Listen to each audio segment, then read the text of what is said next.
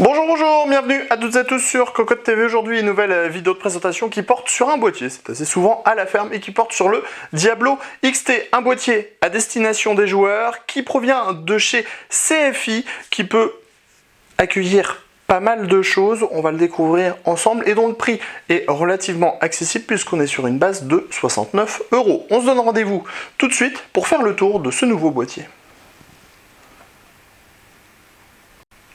On se lance donc à la découverte de ce boîtier qui ne manque pas de personnalité. On voit clairement que celui-ci est destiné aux gamers.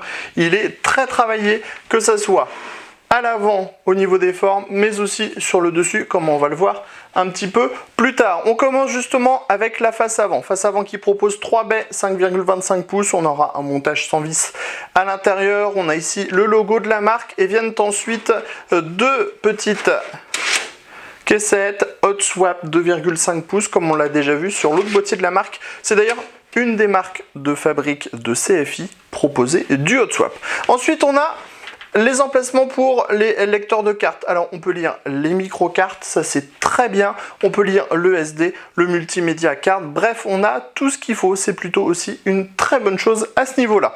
Dans le bas, on a du mesh, des formes travaillées et un ventilateur de type 120 mm derrière. Tout ça, histoire d'apporter un bon apport en air frais. On passe sur le premier côté. Sur le premier côté, on retrouve donc des formes travaillées, on l'a vu dans le haut, une petite vitre en plexiglas pour pouvoir admirer l'intérieur de votre boîtier et un emplacement en 120 mm. L'arrière est classique, on a une petite poignée pour tirer la porte, 3 passe-cloisons, un ventilateur de 120 mm, l'emplacement de la plaque IO Shield de la carte mère. On a également 7 slots d'extension, malheureusement les caches sont soudées, et on a l'emplacement de l'alimentation dans le bas. On défait ces deux petites vis, vous allez vite comprendre pourquoi. Parce que ça va nous permettre de découvrir ce qu'il y a en dessous. On passe donc sur le dessus. Donc sur le dessus, on a un design qui est travaillé, comme on le disait, avec pas mal d'ouvertures, des ouïes, c'est assez joli. On a également les prises. Alors, on a également les prises additionnelles avec le power on, les diodes d'activité, l'USB 3, les deux entrées-sorties audio, un USB 2.0, le reset. On a également une partie qui est amovible et qui nous montre les deux emplacements en 120 mm ou les deux emplacements en 140 mm. On voit qu'on pourra adjoindre facilement un radiateur de water cooling en dessous de 180 mm max et qu'on a surtout des emplacements qui sont totalement extrudés.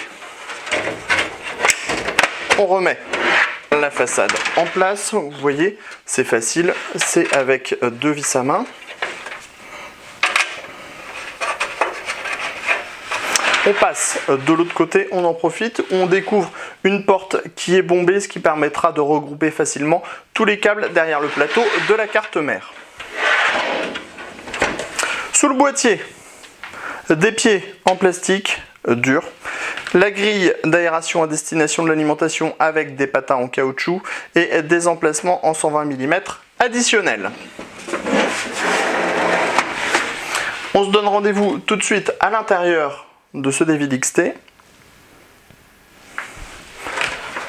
Pour cela, on retire les vis à main.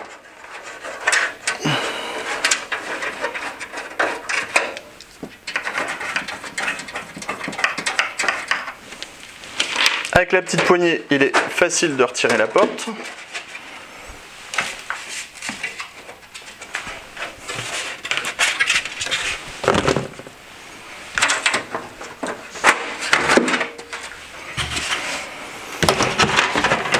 À l'intérieur, on découvre les 3 baies 5,25 pouces avec un système de montage sans vis et le dispositif Hot Swap pour 2 emplacements.